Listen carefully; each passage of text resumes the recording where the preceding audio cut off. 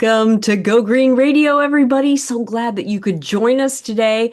It is fire season and it's time to start talking about how to prepare for that. Our guest today is Nicholai Allen. He's a wildfire expert, he's a firefighter himself, and he's the founder of a company called soss, which we're going to talk about as well.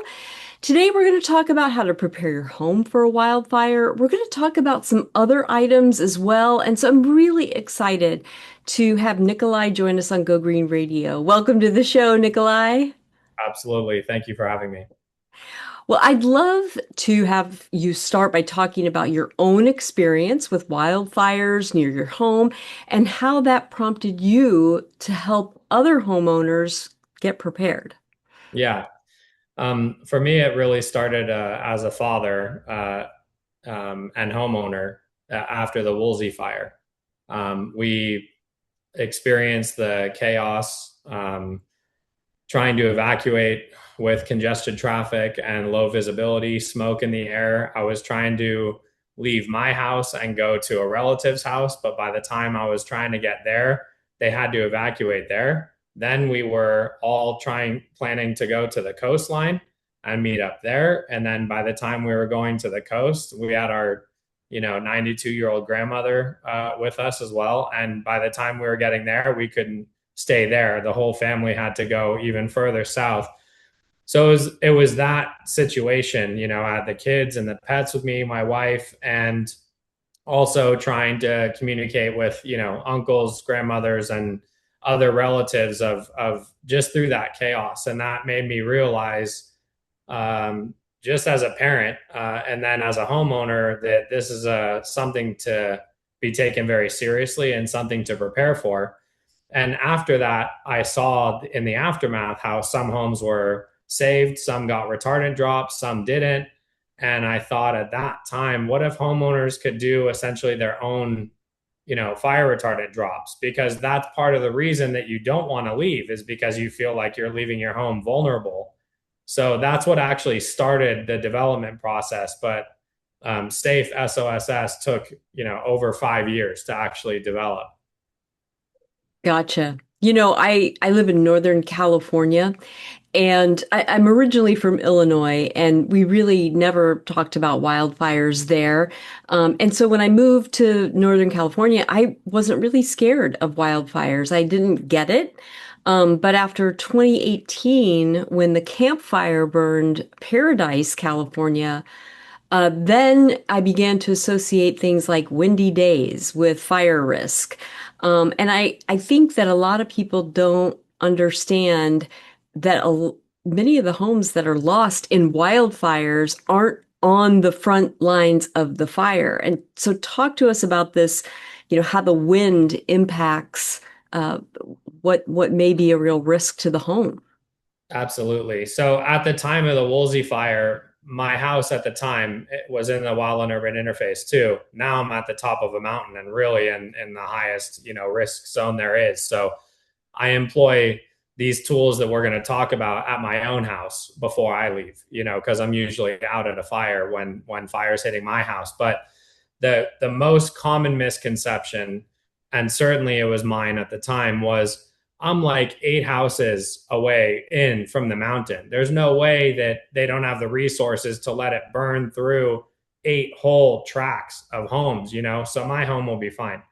But that's actually not the problem. It's not just the direct fire front that's coming towards your house, it's the windborne embers. And that's how, in a lot of fires, the destruction looks so spotty, because embers could get in through your gaps in your garage door, your attic vents, your crawl space vents. And if embers get inside your structure, they can actually catch it on fire from the inside out.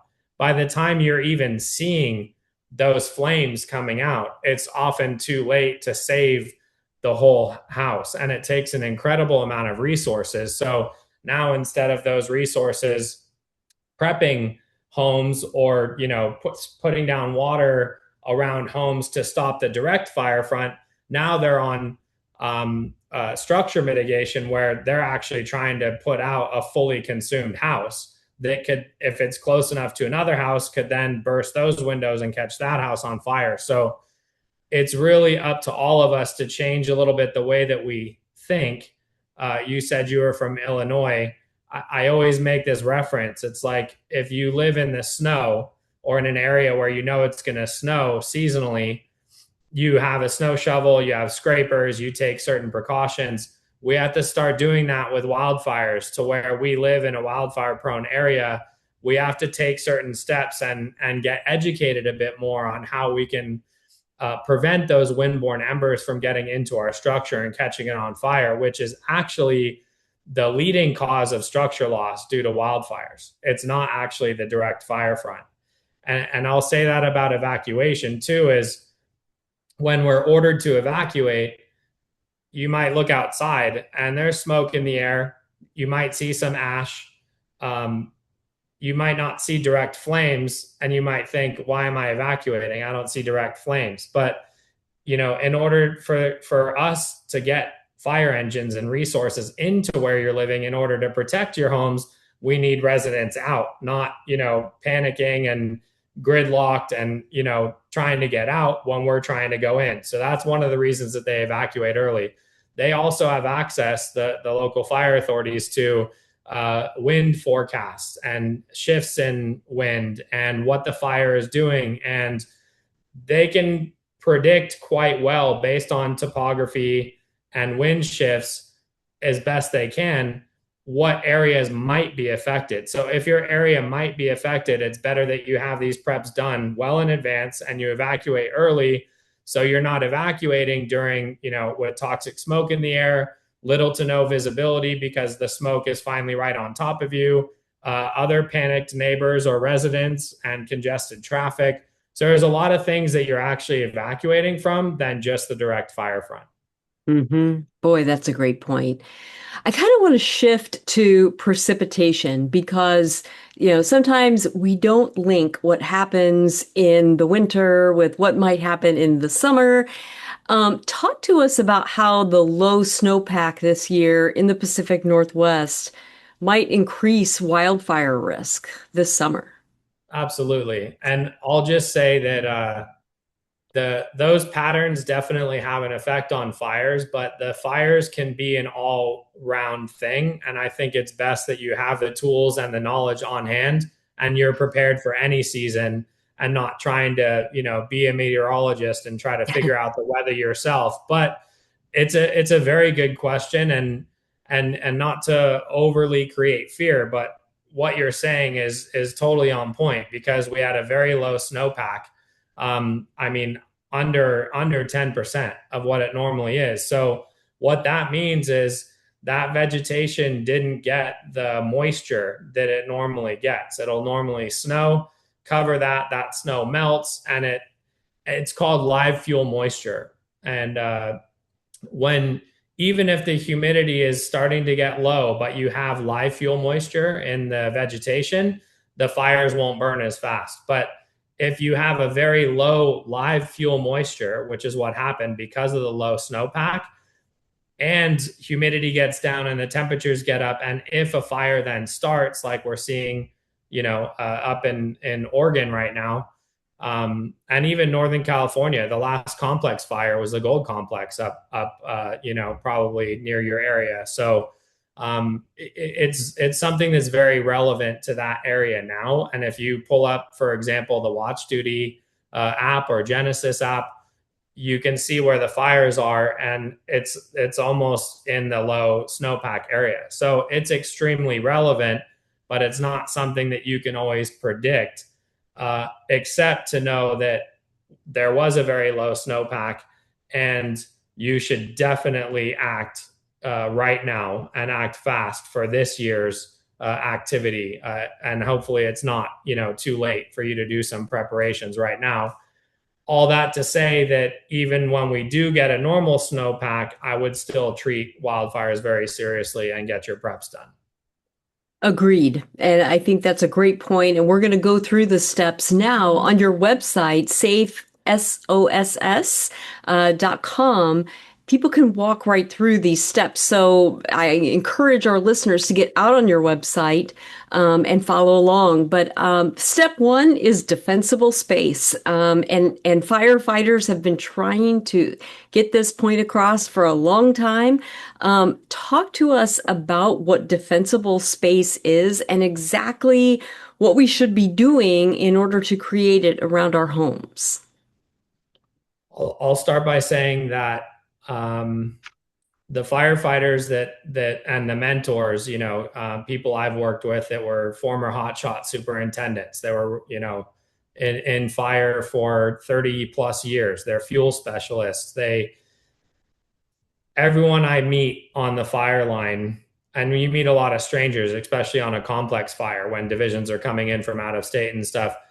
They're all such good guys. Everybody wants to save homes. I've never met a bad apple on a fire that wasn't there to save a life or to save a home and takes it very seriously. That's why we're there. There's really not enough money in it to do it if you don't care about people. And it's probably the most uncomfortable job that there is, hiking with your PPE on and everything. And the reason that I bring that up is because it's really hard for us as firefighters to show up to a street. We want to protect all the homes. But if we see a home that's got like pine needles all over the roof and all on the sides and debris and firewood stacked right up against the house and the fire's pending, I mean, you have minutes sometimes, if that. If we have to go and do all the landscaping for your house, we have to pick the homes that we can save. And the reason is because we're going to save every single home if possible, but we have to work on the homes that we're going to save. It's not fair to be cleaning up somebody's whole yard or months and months of dead vegetation that's been allowed to pile up, on the back of a structure. I've seen it go 4 feet deep sometimes. I mean, and hey, I've been there. I mean, my own house has been like, but I didn't know what an issue that could cause in a wildfire event. So all I'm saying is that when they call it defensible space, the reason is because if there's a fire coming and embers are landing and months of dead duff, we might not have the resources to defend that home if it's completely, no maintenance. But if you can clear outdoor furnitures, even mats, tree litter, vegetation right up against your structure, because that acts as kindling, just like a campfire. So that's why it's so important to clear that first 5 feet. And when it comes to safe sauce, we actually call it step 0 because we have steps 1 through 3. And so we try to echo what the fire authorities have been trying to educate homeowners on. And listen, homeowners are smart. So it's a matter of education. There's no finger pointing. And it's about doing interviews like this so that people understand and go, oh, okay, I get it. That's why I need to, take my outdoor furniture and bring it inside, before I Mm-hmm. evacuate it, move my floor mats. Or that's why I can't, I shouldn't have these bushes growing right up against my house because they're Yeah. an ember trap. And if that caught fire, then that could spread to my house because that bush would burn hot enough to actually, go through your siding or go inside of it. So that's why That's a fire authority. great point, Nikolai. And this is the first time that personally I've ever had the chance to hear from the human beings on the other side of this, like what a firefighter is seeing and thinking, and how quickly you have to make decisions based on what you see in a neighborhood about which homes are most likely to be saved. We're going to take a quick break, but we have a lot more to talk about on this topic. So don't go away, folks. There's more Go Green Radio right after this. Well, welcome back to Go Green Radio. We have a very important topic today and a very interesting and thoroughly knowledgeable guest. Nicholai Allen is here with us today, and we're talking about how to get prepared for wildfires, how to prepare your home and your community. And just before the commercial break, we were talking about this concept of defensible space, and I had to cut you off, Nicholai, but I want to give you a chance to say anything more that you'd like to help us understand what defensible space is and how to create it. Yeah, absolutely. And I want to explain what it is. So now you kind of understand the human nature of we want to save every single structure. That's why we do what we do. We want to save life first and structures. And firefighters, that I've seen on the line take it very hard, with structure loss, and we really try. So the reason that it's called defensible space is because if there's not basic things done, it almost makes the house indefensible because there's so much to be done. But it can be so overwhelming, and it can be people could say that there's laws coming down or that it's overregulated, and that may be true. So I'm hoping to get action from homeowners to get prepared through education and not requirements or finger pointing. But if we all just understand that the first 5 feet around your structures, and not just your home, your garage, your outbuildings, the first 5 feet, if that can be clear of combustible material, no pallets, no debris, no dead vegetation, no pine needles, if that can be clear, and if you can get your furniture, your outdoor furniture inside and your outdoor mats inside, and then you can take the next steps. But that's why it's called defensible space. The rest of that is outside of the 5 foot zone, going even to 30 feet. You want to have your trees trimmed up off the ground. So in case there is a surface fire coming on the ground, and we can go and dig handline around it and stop it, around your house. You don't want the trees hanging too low or touching the ground, because that ground fire can then catch the tree on fire. If it spreads to the tree, that can spread to other trees and jump like that, called a canopy fire. So we want the trees trimmed up. The other thing that is good and very helpful is if you do have trees, out, they should be trimmed back at least 10 feet from your structures, trimmed up off the ground. And if you have trees around your property, you should try to clear space in the canopy so the trees aren't, all intergrown with each other. If you can free up some space so that if embers land in a tree and catch it on fire or start a spot, it's not automatically spreading to this tree, to the next tree, to the next tree, like you would see in the forest. So around your home, you can create some kind of clearance.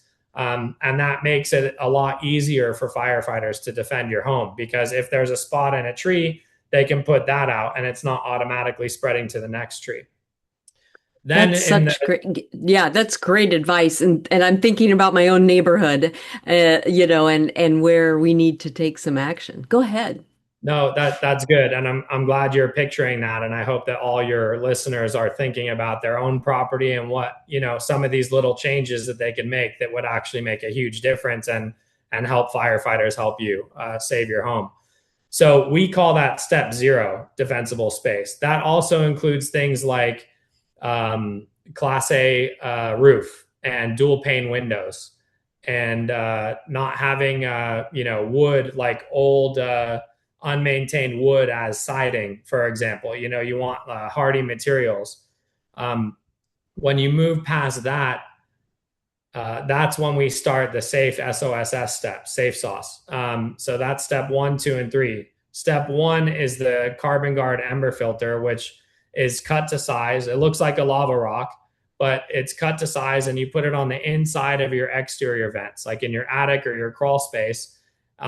Because you can cut it to size, it'll fit behind pretty much anything. You can even double them up for big gable vents. But what that does is it'll help capture even the smallest windborne embers and snuff them out. And it'll also help filter toxins and smoke, even from neighboring fires, because it's coated in activated carbon. So we're starting to see a lot of activated carbon. We understand the benefits of it now. They even make car air conditioner filters with activated carbon and home filters with that. So you're basically doing a heavy duty fire retardant infused filter for your exterior, kind of protecting the lungs of your house so that embers aren't getting into your attic or your crawl space. And I that's want to super. have you, yeah, I want to have you talk to us about when to install these. I'm guessing it's not when you get a watch duty alert on your phone to evacuate. Tell No, us no, about the installation process, including when to do it. absolutely. Yeah. So that would be like right now. That's probably the best weekend project that you could do immediately um, if you're in a wildfire zone, if you're scared of wildfires, if you might need to evacuate soon, if you're in one of those areas, that's the first thing that I would do because you cut those to size. You can, screw it into your attic studs, and that can be good year round. So if there's a fire, then you can go and check it and replace it. But these are less than $30. So if you have, two attic vents, you might need a couple. If you have a bigger home, you might need four, but they're less than $30. And that's probably the most immediate weekend project that I would do. And then you follow that with these steps. So steps two is Before we ember go to tape. step two, Yeah. I have another question. Some people have an elevated, like a crawl space, and they have vents down low on their house. Should these carbon filters go there, or is this really more of a, upper story situation? No, absolutely. They need to go in the crawl space because underneath your crawl space is your under floor. It's raw wood. Hmm. You have embers go in there and get stuck up in your joists or your floor joists, then they can catch the house on fire, just like the attic. Um, I took a gentleman back to his house after the Palisades fire, which I fought in. All the structures that I happened to be there protecting from Malibu to Beverly Hills were okay. Either the fire didn't make it there or we had ember protection in place so that when the ash and embers were falling, it didn't then ignite that house. So I took a gentleman back to his house and he saw the embers go in through his garage door and they caught the garage roof on fire. And that brings us to step two. And it's something that I wish I had on many fires with me, which I now do. We have it on our fire engines, but it's a high heat ember tape. It's a 4-inch wide fiberglass tape, same thing that fire blankets are made out of at their core. It's fiberglass, so extremely heat resistant and pressure sensitive tape. So you can actually temporarily seal up that gap in your garage door or your exterior door threshold. If you have a doggy door, even, you can temporarily seal it up. If you have odd sized vents or weep holes that you can't get behind, you can't put the ember guard, you can temporarily seal those up from the outside with this tape in the ready or set phase before you even evacuate.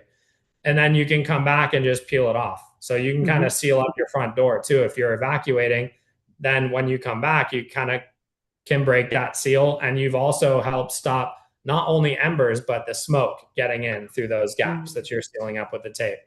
So that's step two. Step three is actually what started the whole thing. And that's a clear, non toxic fire retardant that you can actually apply now with your own 3/4 inch garden hose. Well, and talk to us about, when to do that and the need to reapply during fire season. Like, how many times might a homeowner use that? Yeah. So the spray, it comes with a gallon of concentrate and the nozzle and the straw that you need. It's got a 5-year shelf life. So a lot of people are saying, apply it every quarter and every season. I I don't know that that's feasible. I mean, I personally can't even afford to do that myself, and I don't want to be coating my property every 3 months. I would have it on hand if I'm going to travel and I know there might be a fire and I'm not going to be there. Once you do apply the fire retardant, it'll last for up to 3 months, depending on the weather conditions. And you'd only have to reapply it in that time if, for example, it rained or if there was heavy moisture or dew, that was really affecting the vegetation. But you can spray it on uh, your wooden decks, pergolas, and also your vegetation. Because it's phosphate based, it's actually kind of acts as a fertilizer for the vegetation. It won't harm it. And then at our application method, it's non-toxic. It's been tested on marine life, and it's safe to use. And it's safe to use as we direct it for even near waterways and so forth because of the concentration. So um, we did a lot of work to custom make the nozzle and then concentrate it enough that you could use your own garden hose as a dispersal tool. And we've used it on a prescribed burns, and the firefighters I was with were very impressed. I myself was very impressed. And we did a lot of tests before we made it available to homeowners. So that 1 gallon, if you can just have it in your garage, it'll treat 400 square feet. But you don't need to spray your Class A roof. You need to keep your roof clear of debris or tree droppings and so forth. But you don't need to spray your roof or concrete. So when I say it treats 400 square feet, that's your wood fencing, which you shouldn't have within 5 feet of your home either. You should try to replace that with aluminum. That's part of the home hardening and defensible space. But when you do have combustibles, even in that 5 to 30 foot zone around your home, some people, like in Malibu, wealthier folks have vegetation growing over stone that's been there for 30 years, and they don't want to lose it in a fire. So they coat it, to make sure that it's not igniting. So basically, spray it on what you don't want to have catch fire, even if it's further out from your house, or a wooden deck by your house, or wooden under eaves, or any place where there might be anything combustible. Even if you have painted wood, but it's kind of older or chipping or cracked, then you could coat that too. It takes about 5 minutes to treat 400 square feet twice over. So we say, spray an eave, for example, from one direction, spray it from the other direction too. Just make sure you get into all the nooks and crannies of it, and it'll foam up for 5 to 10 minutes. So you can see where you applied it, but literally in 10, 15 minutes, it soaks in to the wood or vegetation, and it looks like there's nothing there, but there's this like invisible layer of ignition resistance. It's really, Amazing. really cool, actually. That is amazing. We're going to take a quick commercial break, but when we come back, we have a lot more pro tips from Nicholai on how to get prepared for wildfires. So don't go away, folks. There's more Go Green Radio right after this.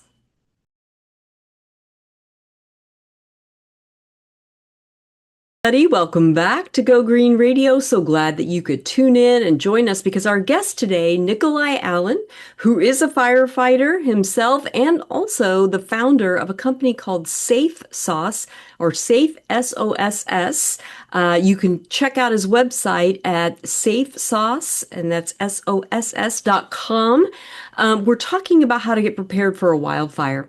And this became really personal for me this week. I'll explain later. But Nicholai, if you're going to leave yourself time to do things like use the ember tape that you mentioned in the last segment, or do a last spray with the fire retardant spray that Safe Soss offers, you need to be ready to go. And so I know on your website you have some resources, and I want you to talk about the resources that you recommend for people so that they can prepare their go bags and other items that they need to think about in emergency, so that they have some time to do this taping and spraying to protect their home before they go. Yeah, absolutely. First thing I'll say is that time and time again, I always find that luck seems to favor the prepared. It's a crazy thing. I run into it all the time. Um, it's almost like annoying for some people, but it just happens to be the case. Just the luck seems to favor the prepared. So when you're talking about, and also, just as a parent or a family member, or if you're taking care of other people, if you're the head of your household, you'll sleep so much better at night knowing that you're prepared and that you have a plan, because we're talking about the safety, of your family. So when it comes to that, talk to your kids, talk to your family, your relatives, have a plan. Know what evacuation routes are possible in case you do have to evacuate, because you might check traffic and one way is blocked. So you might decide to go another way. You should have multiple routes just in case. A lot of people during evacuation are panicked, totally understandable. And sometimes that can create, some minor traffic collisions or other kind of chaotic situations, and you need to have a backup plan. So be prepared to leave, and save your life first. And part of that preparation is having a go bag. So your valuable documents, your change of clothes, anything that your computers, and then have a plan of what car are you going to take. Can you fit all your pets in the car? What are you going to do about that? But if you prepare to evacuate and kind of have a go bag ready, hopefully you don't have to use it. Hopefully the wind will shift and the fire doesn't come towards you. But being prepared, I promise, will give you so much more peace of mind, and that'll help you enjoy, your life in the wild and urban interface when there's not an active wildfire. That peace of mind of being prepared. But I would have that stuff ready. Have multiple evacuation routes. If you're meeting relatives somewhere, have communication plan just in case, or a meetup point. Have a backup meetup point. Like in Paradise, for example, people started going to a meetup location and then that shifted. I told you myself in the Woolsey fire, I wanted to go and stay with family that were in a different city, a couple of towns over, and then I couldn't. So then we all, finally somehow communicated and then started heading towards the coast, and then we couldn't even go there either. So you kind of need some multiple options, in case you have to get all the way out of town. And nobody likes evacuating. I've evacuated, many times, Yeah. or I've been on a fire when my family has to evacuate, but I always tell them to get ready early, be ready, evacuate early, stay safe. Don't, try to stay behind. Yeah, I've seen, absolutely. yeah. That's a bad idea. And we have lots of stories about why that can be a bad idea. But some of the checklists that you list on your website have great ideas that people need to think about, like medicine. If your go bag should have life-saving medicines that you need, and a lot of other things. And so I really recommend that our listeners get out on your website, safesoss.com, safesoss.com. And a lot of local utility companies also have wildfire and other disaster preparedness checklists. There's a lot of places to go for a good, thorough checklist of things that you should have pre-positioned in your home if you have to evacuate. Nicholai, I want to ask you, when you work on a wildland fire or wildfire of that may be closer to a residential area, or you talk to firefighters that have been in residential areas. What are some of the common vulnerabilities that maybe you haven't discussed yet, besides defensible space, that you all see when you're in a residential zone, that you wish homeowners knew? I think it depends on the city. When I'm out Hmm. fighting forest fires, there's usually a little bit more space, but they're really close to trees. Sometimes in the more densely populated areas, people like their privacy. So there's fencing and there's huge, lines of hedges up. And I would just say to please take the windborne embers seriously. And a lot of the homes that I see ignite are starting in the attic or the garage and then spreading to the rest of the house. And you can tell because, for example, that the attic roof will be like fully consumed and the first floor is, not started yet. So in order to fight that, we have to actually break a hole in the roof, and then so that we can get water in there. And it takes an enormous amount of water. And typically at that point, it's already too late. The structure might be considered a total loss. So there's these simple tools that you can use to keep embers out of your structure and then treat things around your house or attached to your house to reduce the ignition, probability of that. And I would say that these tools are created exactly for that purpose. You might not be able to afford, there's permanent construction upgrades that I want to do to my own home that I can't afford to do yet. So um, these tools are kind of like a pro grade structure triage. It's things that I would use to like save a home. So these are things that you could do immediately right now as a bare minimum, basically, to give your home a fighting chance. These tools will lead to permanent construction upgrades, but they will help guide you in themselves. Like you're gonna go and get the tape, right? So then you're gonna go walk around your house this weekend and look at where are there gaps. If wind can enter my house, embers can follow right behind it, right? And if enough embers follow right behind it, they might catch something inside, and start it from the inside out. So you'll start looking at these things and looking at your vents, and you're going to decide, you know what, I'm going to get some high heat, fire caulking, and I'm going to, put that around this trim so that the next time I don't have to tape that up because I've already Yeah. sealed it with a fire resistant caulking. I'm going to sand and repaint this wood, so that it's not Hmm. porous anymore, and embers won't, stick inside the cracks. All these things, just apply these basic tools, because just literally read the box from the store and it'll kind of guide you. And then that will help you confront and look around your structure.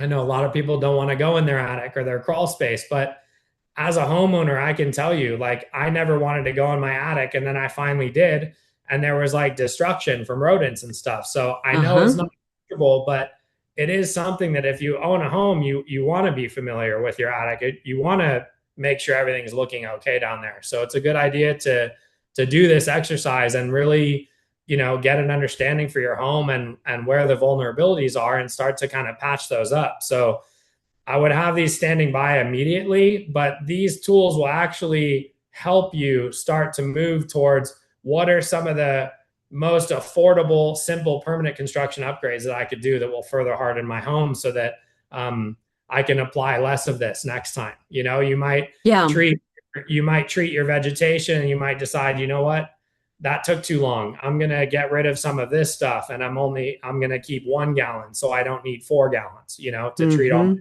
vegetables. So it's a very good gateway towards you understanding kind of the science and the preparation, for a wildfire that can actually help protect your home.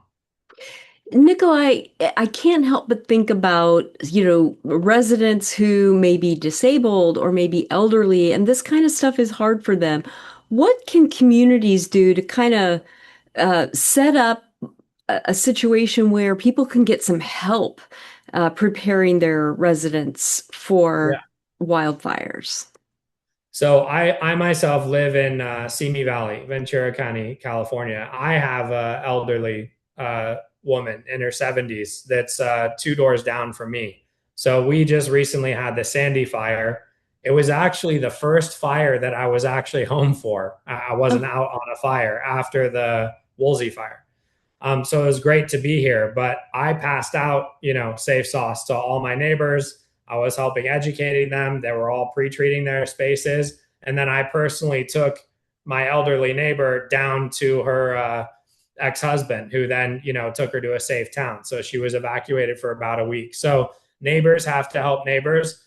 The other reason is that your home is kind of as safe as your neighbors. And I know that could be a kind of sore point, between neighbors. It's like I'm doing all these preps and my neighbor is like not doing anything. So what I try to encourage is education and help, because that'll break through barriers, as opposed to like mandates and laws and, getting into a battle. And who wants to live with neighbors that they have like a disagreement with? So it's almost like when you live in these more rural areas, I've found that us neighbors are actually, it brings us closer, because there's the response time is longer for first responders. They might be further out, than inner city. So as neighbors, we really have to come together. There's a program that I really, really support called Firewise from the NFPA. They have a lot of good tips. It's all a lot of science based things, but they reward you. So neighbors can come together. You can create a firewise community. The safe sauce tools count, as money spent towards wildfire mitigation, including your defensible space and everything. You keep track of all the money that you spend on your tree trimming and your landscaping and your home hardening. If you're enclosing your eaves, with hardy board and then stuccoing it so that it's no longer just wide open wood. All these things count towards recognition basically as a firewise community. And then you can actually get a discount on your homeowners insurance with those recognitions. And the discount varies per carrier, but more and more carriers are starting to get on board with, okay, we better understand the science of structure loss from wildfires with these windborne embers. These are basic steps that you can take. The safe sauce tools are actually supplementing those actions, so it makes it even better. So you could do those steps and then supplement that with safe sauce, and it makes it even stronger. And then you could get that recognition. But I really think that, especially in our rural communities or in the wildland or in interface, we need to come together as neighbors.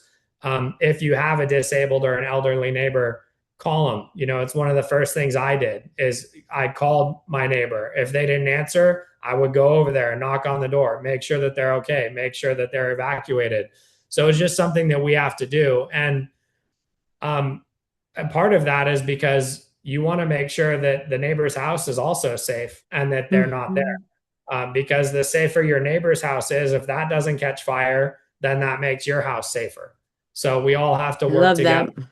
Yeah. I love that, Nikolai. And I think, knowing that there's an opportunity to, I mean, fire insurance for homeowners is getting wildly expensive, and knowing that there are things that you can do to bring that cost down by investing in some of these preventative measures is great news. First time hearing of it, and I'm excited. We're going to take a quick commercial break, but don't go away, folks. There's more Go Green Radio right after this.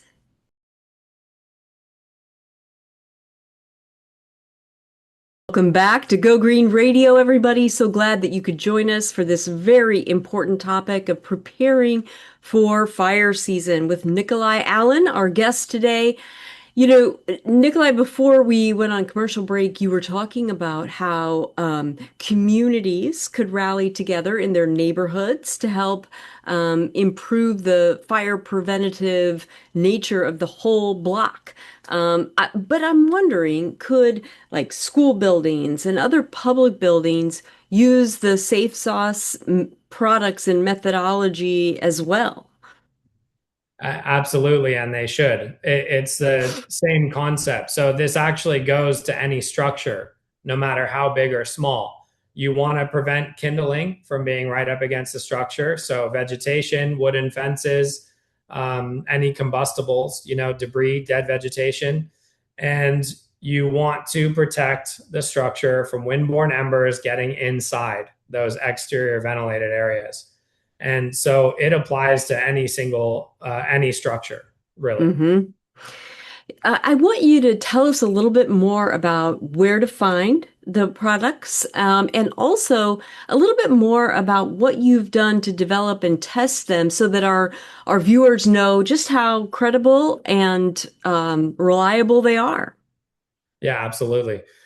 So Safe SOSS is actually over 5 years in the making. It took a lot of research and development to get concentration strengths and a nozzle that would suck up enough concentration and work with multiple, pressure ranges from your garden hose. And um, so much testing goes into the active ingredients that are there. So on prescribed fires, we protected, wildlife sanctuaries, where we'd spray a perimeter around it and send, 8-foot wall of flames at it and then see, what it does. And the guys I was with were, constantly impressed with what this could do since it was just applied with a 3/4 inch garden hose and not, dropped out of a plane. But at its core, I believe the reason that fire retardant had a bad name was because it used to contain trace amounts of fluorine. And we didn't know fluorine was bad, back in the day. So safe sauce, we've been able to develop it from scratch with it never had any fluorine in it, and is considered non-toxic. What they're dropping out of the planes, I don't know everywhere, but I can almost guarantee you that there's no longer fluorine in it, which was found to have been a carcinogen. So formulations change over time, but we've been lucky with safe sauce where we could have a formula where there are no added, fluorines in it. So there's still materials, in plastics, or maybe the garden hose that you're using, might have trace amounts of something. So we're still learning and evolving. But we can, start from scratch and say, okay, we're not adding any, harmful materials into the concentrate. But the core active ingredient, ammonium phosphate, and this is another good point too. So when people open this spray and it's concentrated dose, it should smell like ammonia. And if it does, then it hasn't been tampered with or refilled or whatever, and that's a good thing. When it's diluted, that smell goes away in about 5 minutes. But at its core, the reason I say that is because that's what is used on forest fires, to a degree. Like that core ingredient, the ammonium phosphate base, has been proven over 60 years to slow or stop the rate of ignition from fire. So we know that's effective. And on prescribed burns, in addition to controlling a perimeter, so sometimes on firefighters can spray what's called a wet line. So we just use plain water. If the fire will reach it fast enough and it's still wet, that's fine. It should stop there. But if it dries, like in 1 hour in small, thatch or grass, that'll dry within an hour. And then the water will be totally ineffective and the grass will just keep burning. If you spray this, even it can dry, you still have that like coating, that will create a char ignition resistance, like a char layer, and try to slow or stop the fire there. And you can see videos of it too on Safe Sauce on prescribed burns. So we would even treat like the lower 8 feet of power lines, when we're doing a prescribed burn in a field that's got power poles, because you don't want to catch the power line on fire. So we use it on high value, asset protection, kind of, including, homes in Malibu and Beverly Hills. I'm talking really large, estates that need, 60 gallons, 70 gallons, because the property's so huge, but very high value target. So we've been using this now for some years to protect those targets, and on our wildland brush trucks that we're taking out for some of those protections or prescribed burns. And a similar core ingredient is built into the carbon filter when it's even formed. The polycarbon matrix is literally formed to be ignition resistant and self-extinguishing. So if you try to set it on fire, it will actually put itself out. And you can see videos as well of embers hitting the ember guard and just getting blocked and snuffed out. Whereas if you have like a 1/8 inch metal mesh, you can see the embers just ripping right past it.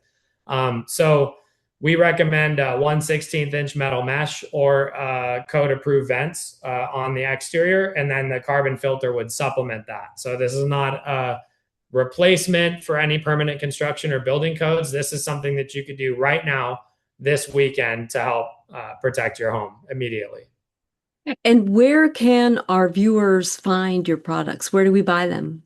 So Lowe's, exclusively at Lowe's right now. I am a firefighter. I don't have a big distribution network, and Lowe's has been actually great at wanting to help their customers and helping make this available, because they have distribution, they have the warehouses, they have the store locations. So we're in select Lowe's stores from Colorado, Utah, Montana, Idaho, Wyoming, Oregon, Washington, and California, northern California, all the way down to Southern California. And also available at Lowe's.com. So if you're not sure what store has it near you, or if you have time to get it, you can order it from Lowe's.com, and they'll ship it right to your door. So that's the Yeah, best way. Yep, it's really easy to get a hold of it. Lowe's.com is simple or a local store and you can see right on the Lowe's website whether or not it's available at your local store. And if not, just order it. Um, Yes. I really want to support your company, Safe SOSS, Safe Sauce. And so tell us what a successful next year or 2 years would look like for you. What would be considered a win for your company?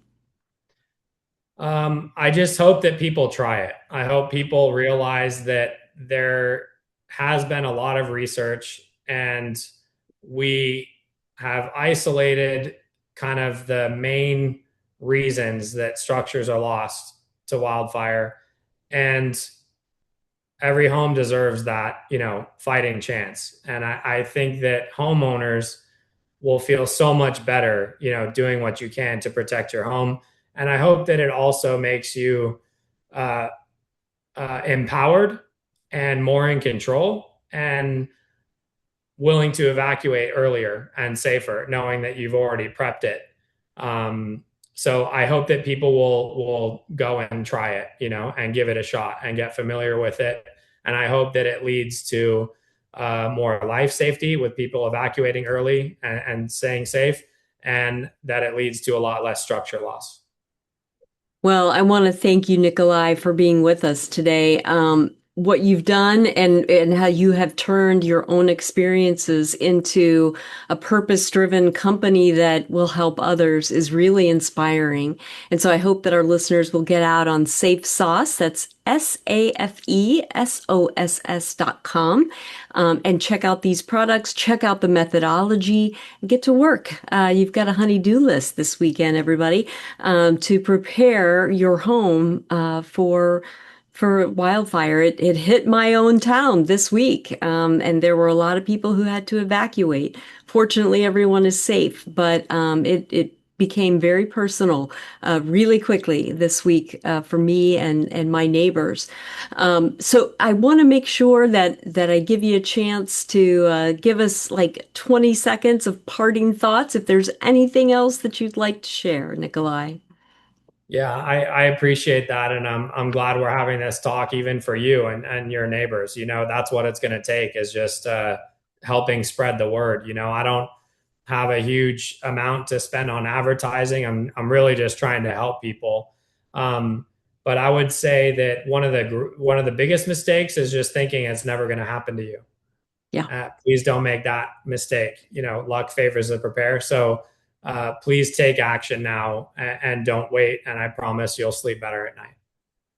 Thank you, Nikolai. And thanks to all of our viewers and listeners for joining us. We'll be here same time, same place next week with more Go Green Radio. Until then, have a wonderful week and do something in your life to go green.